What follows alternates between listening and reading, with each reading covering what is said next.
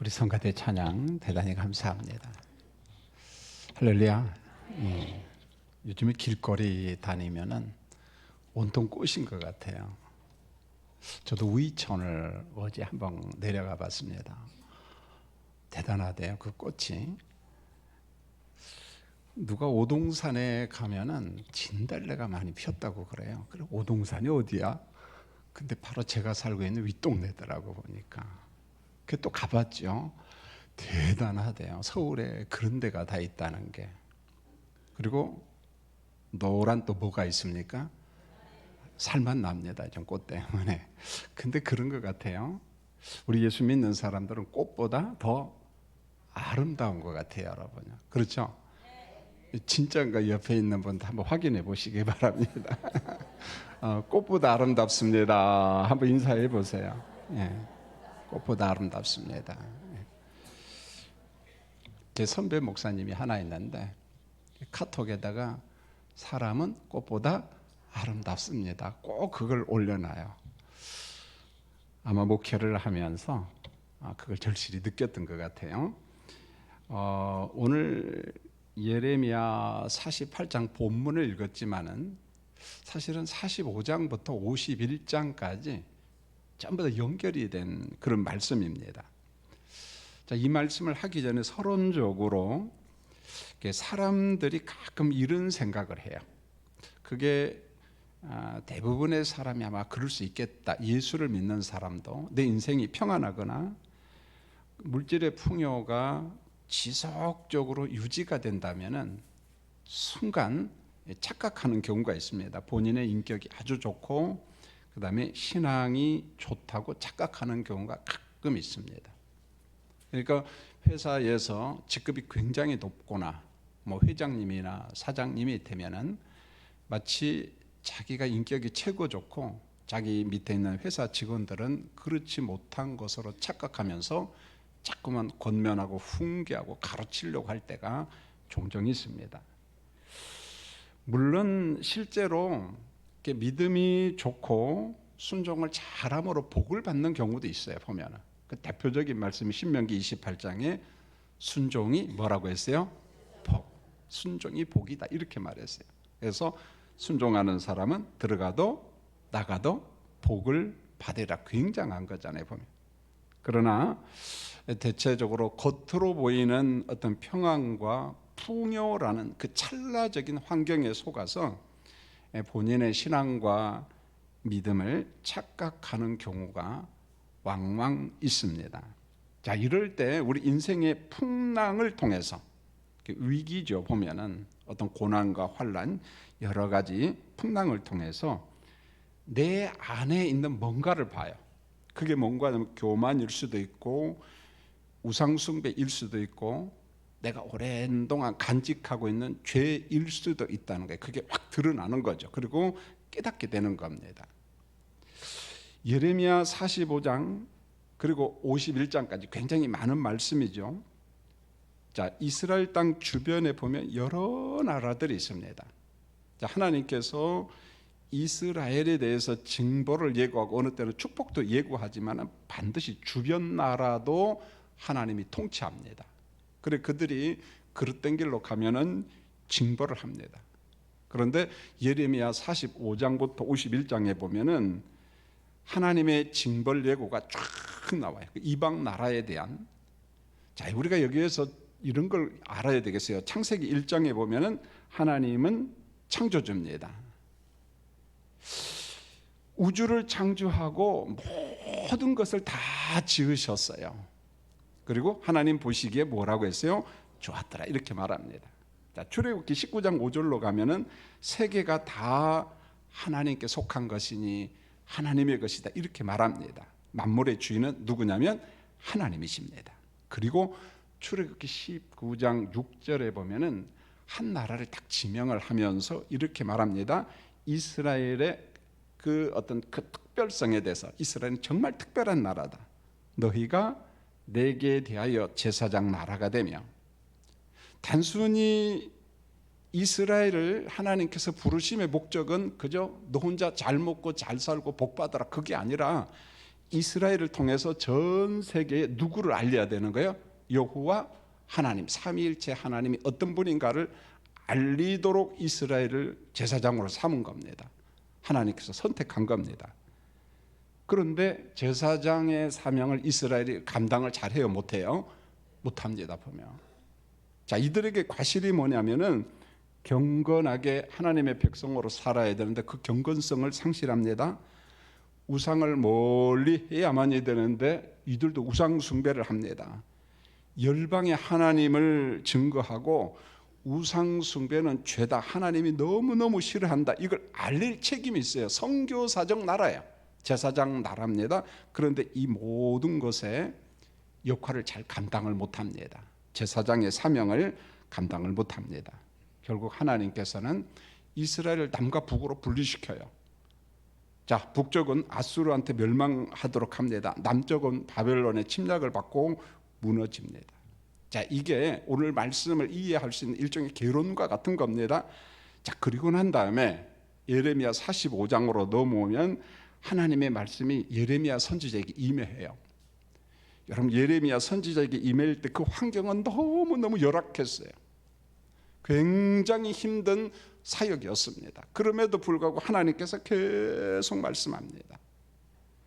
자, 예레미야 선지자는 하나님의 말씀을 받을 때마다 누구를 쓰냐면 서기관 바룩에게 말씀을 기록하라 그렇게 이야기합니다. 예레미야 45장 1절에 보면 이 모든 말씀을 책에 다 기록하라. 하나님의 말씀을 기록하라. 그 다음에 예레미야 45장 4절에 보면 아주 굉장히 중요한 말씀이 있는데 여러분 스크린을 보고 한번 읽었으면 합니다. 읽겠습니다. 시작.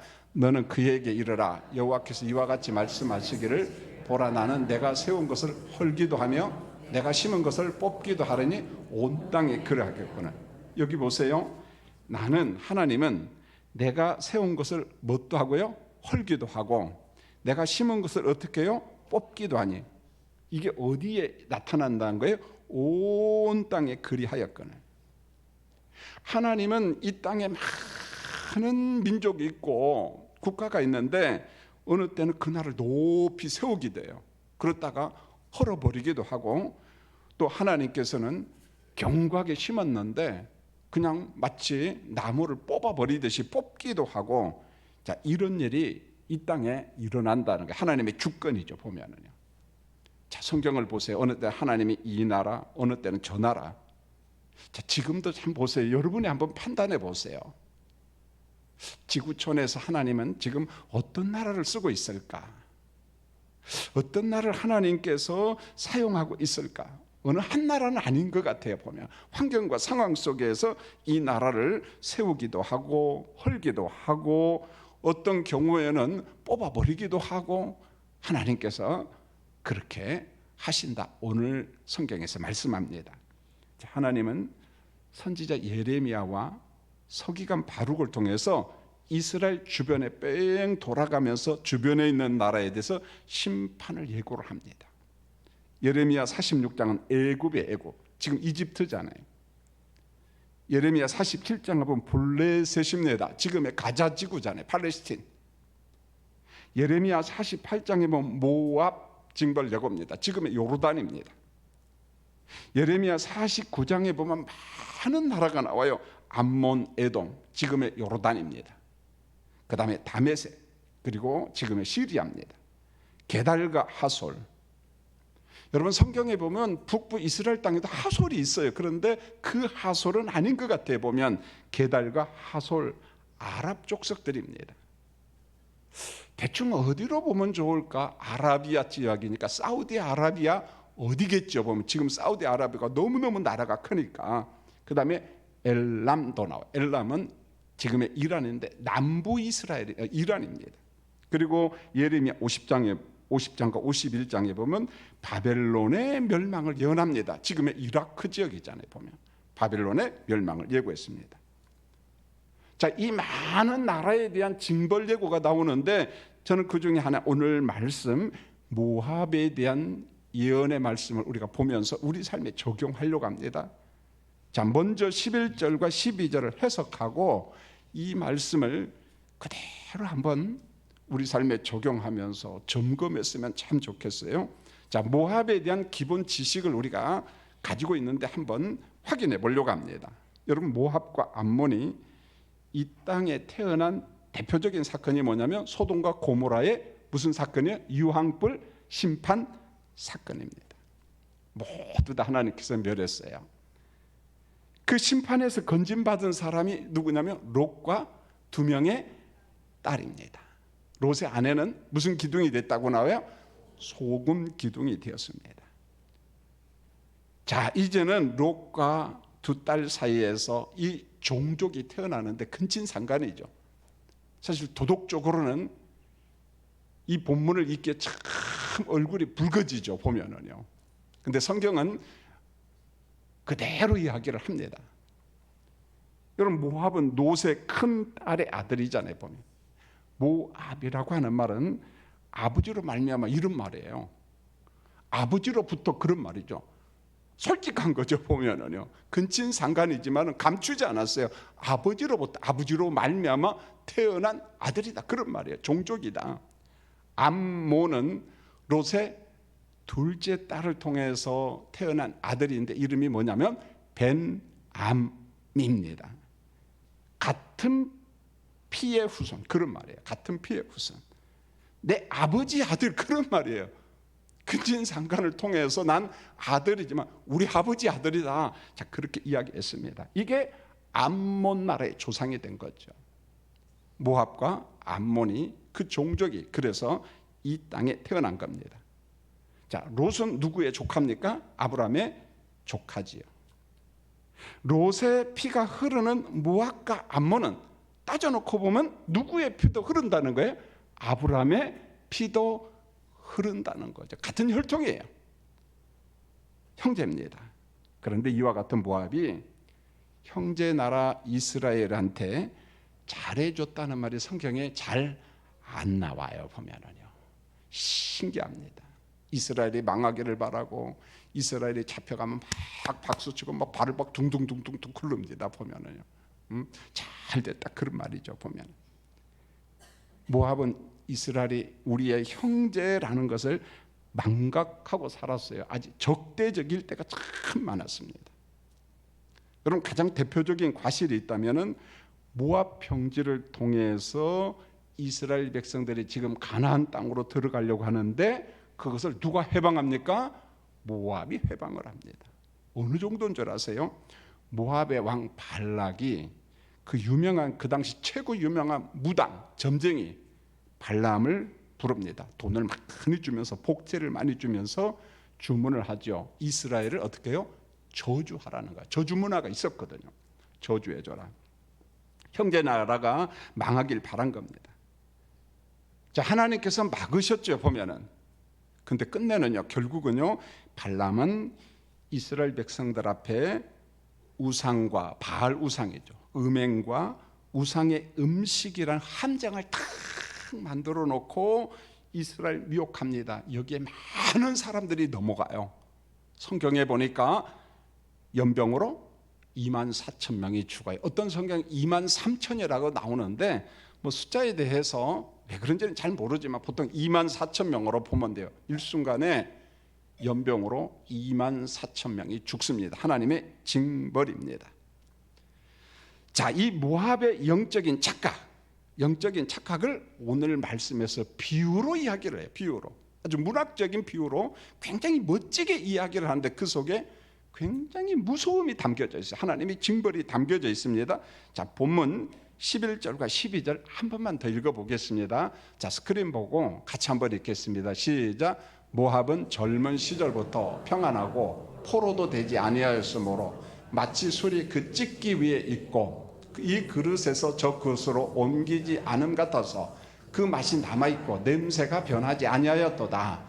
그러므로 여호와께서 말씀하시니라. 날이 이르리니 내가 술을 옮겨 담는 사람을 보낼 것이라. 그들이 기울이어서 그 그릇을 비게 하고 그 병들을 부수려. 그냥 읽으면 이게 도대체 무슨 말인지 잘 몰라요.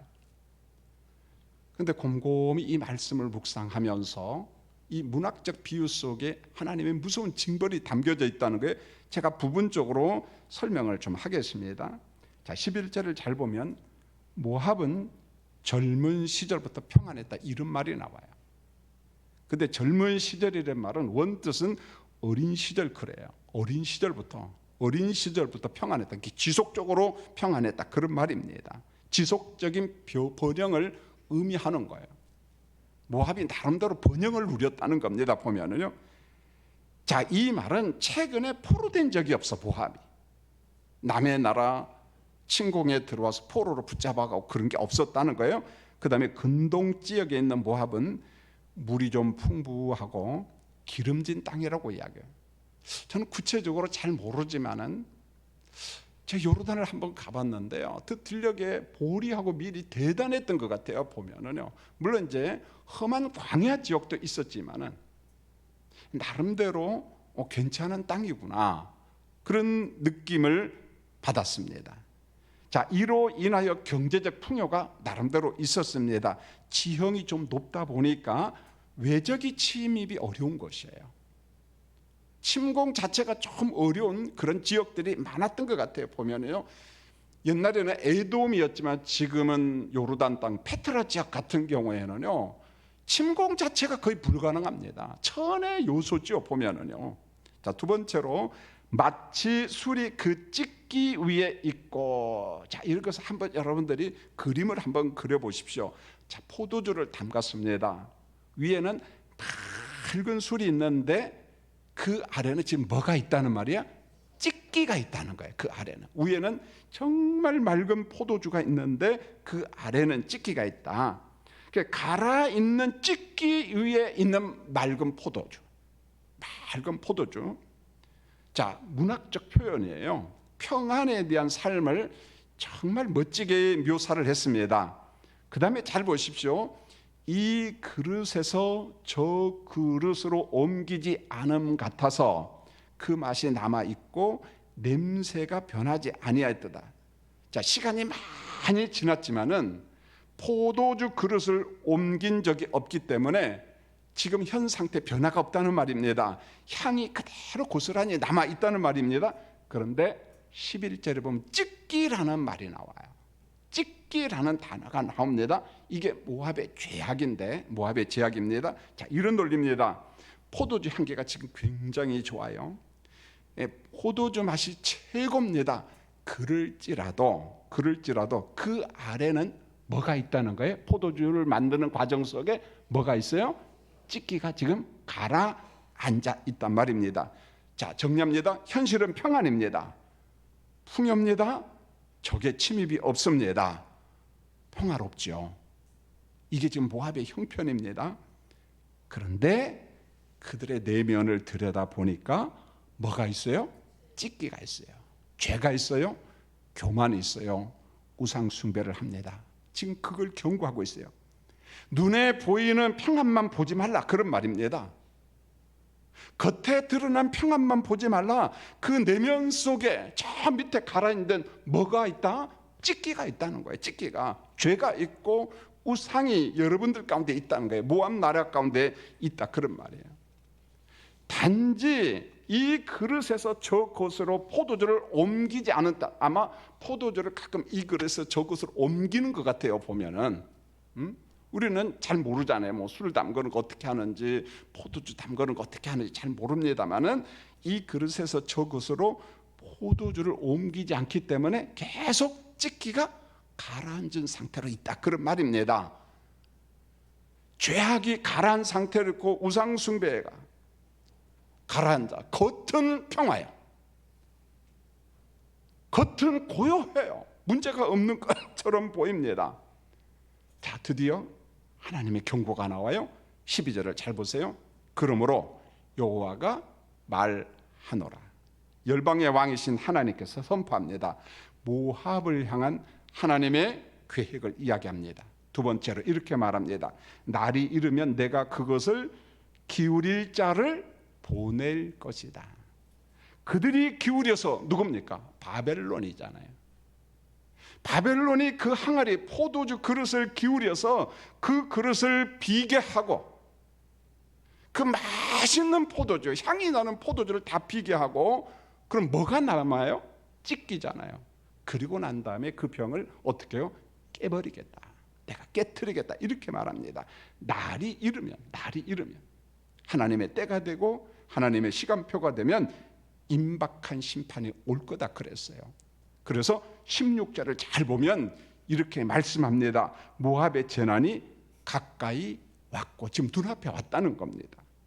그 고난이 속히 닥치리라. 겉은 평화롭고 풍요롭고 아무 일이 없는 것처럼 보이지만은 하나님의 심판 재난이 지금 눈앞에 다 와 있다는 거예요. 하나님의 경고지요. 하나님이 모압이라는 포도주, 술입니다. 다른 것으로 옮긴다는 거예요. 다른 것. 술을 다른 것으로 옮기면 밑에 있는 찌기가 다 드러나는 거예요. 다 드러납니다. 그 찌기를 다 비우고 난 다음에 그 병을 깨버리고, 이런 거예요. 바벨론을 통한 모압의 징벌에 대해서 아주 구체적으로, 물론 미학적으로, 문학적으로 이야기했습니다. 모압이 누리는 평안, 맑은 술, 그 향기로운 포도주맛 다 거짓이다, 그런 말이에요. 겉으로 드러난 것은 평화롭고 뭐가 잘 된 것처럼 보이지만 하나님께서 보시니까 그 내면은 썩은 문드러 떴다는 거예요. 죄악이라는 거예요. 우상숭배라는 거예요. 교만입니다. 그러면 성도님들, 모압의 찢기가 구체적으로 뭐냐는 거예요. 뭐냐? 금오스 우상숭배인데 13절을 잘 보세요. 비교를 하고 있습니다. 자, 이렇게 말씀합니다. 14절을 읽겠습니다. 시작. 이스라엘 집이 베델을 의뢰함으로 수치를 당한 것 같이 모압이 금오스로 말미암아 수치를 당하다. 자, 이게 무슨 말입니까? 이스라엘 역사를 이야기하잖아요. 남과 북이 분열이 되었어요.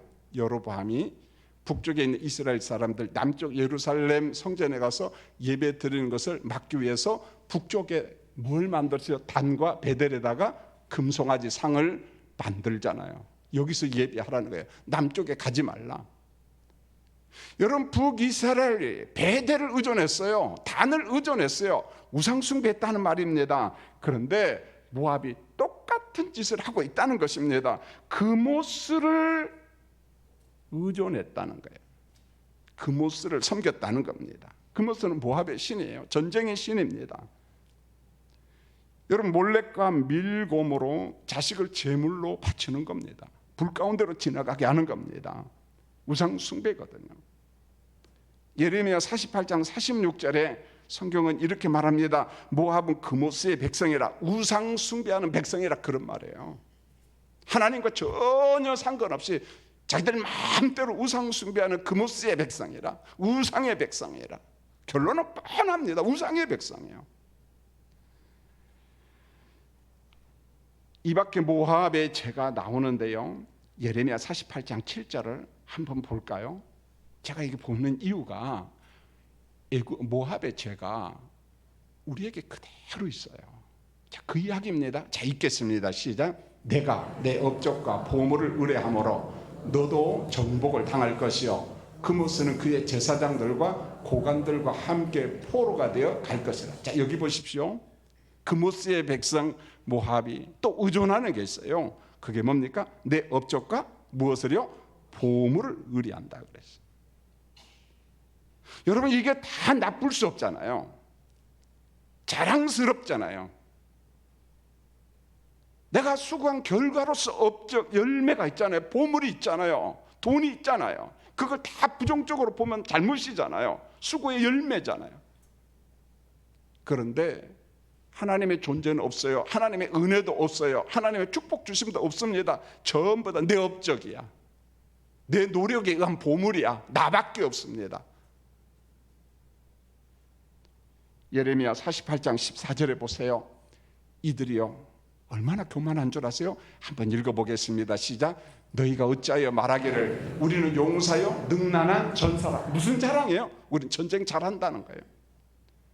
우린 전쟁에 능한 자다. 우린 용사다. 전쟁의 용사라고 자랑했어요. 이런 것들이 모압의 찢기라는 거예요. 겉은 평화처럼 보이고 행복한 것처럼 보이지만은 그 밑에 내면 속에 가라앉는 것은 교만, 우상숭배, 죄악, 요즘 말로 하면 잘난 체죠. 보면 하나님이 없습니다. 하나님이 없습니다.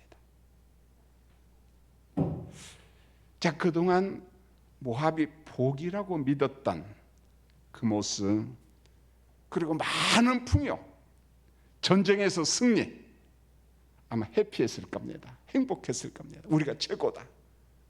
그런데 오늘 성경은 말합니다. 그게 전부 다 맑은 술 밑에 있는 뭐라고요? 찢기라는 거예요. 너희의 죄라는 거예요. 너희의 교만이라는 거예요. 하나님께서 그것을 보고 너희를 징벌할 것이다, 너희를 멸할 것이라고 이야기합니다. 여러분, 본문이 주는 적용이 있어요. 우리에게 주는 적용입니다. 우리가 받은 다양한 선물이 얼마나 많습니까? 이것을 부정적으로 볼 필요 없습니다. 하나님의 선물과 은혜가 참 많아요. 여러분, 혹시 재정에 풍요가 있나요? 선물입니다. 평안합니까? 선물입니다. 건강합니까? 은혜입니다. 이걸 흑백 논리로 볼 필요 없다는 거예요. 하나님이 우리에게 주신 은혜요, 우리에게 주신 선물입니다. 하나님은 모압에게도 선물을 많이 주셨습니다. 결론은 이겁니다. 하나님이 우리에게 주신 선물, 은혜가 우상이 되지 않도록 경계하라는 거예요. 우상이 되지 않도록, 교만이 되지 않도록, 죄가 되지 않도록 경계하라는 거예요. 나도 모르는 사이에 시간 속에서 내 안에 가라앉는 찢기가 혹시 있는가? 내 삶 속에 가라앉아 있는 우상, 교만, 죄악, 징벌을 가져올 수 있는 찢기가 없는가? 여러분, 성경 안에서 계속 관찰해야만이 됩니다. 겉은 평화롭고 풍요를 누리는 것처럼 보이지만 그게 내 인생의 우상이 되고 죄가 되고 교만이 되어서 하나님의 징벌을 받을 수 있다는 겁니다. 보면 전 목사입니다. 이제 조금 있어 은퇴합니다. 가끔 가다가 주변에 많은 목회자들을 봅니다. 그들의 화려한 업적을 볼 때에 참 존경스러워요. 부부가 개척을 했습니다. 참 힘들게 목회했어요. 피눈물 나게. 어느 순간 100명이 되었어요. 1000명이 됐어요. 10,000명이 되었어요. 그가 쓴 글과 그가 하는 설교와 그가 하는 모든 것을 볼 때에 어느 순간부터 서서히 하나님의 존재는 없어졌어요. 오로지 누구만 있냐면 그 사람의 업적만 있어요. 그 사람의 자랑만 있어요. 선뜻 말하면은 시세 만다고 할까 봐서 대단히 조심을 합니다. 그러나 제 마음속에 남는 것은 저게 교만이구나. 서서히 내게로부터 하나님이 없어질 수 있구나. 그런 생각이 듭니다. 사랑하는 성도님들, 모압을 보면서 하나님의 축복과 은혜를 잘 관리하는 우리 성도들이 되었으면 합니다. 더 감사하시고 더 겸손하시고 하나님을 의존하고 성령의 이끄심을 받는 우리 사랑하는 성도들이 되시기를 예수님의 이름으로 축원을 드립니다. 광고 말씀드립니다.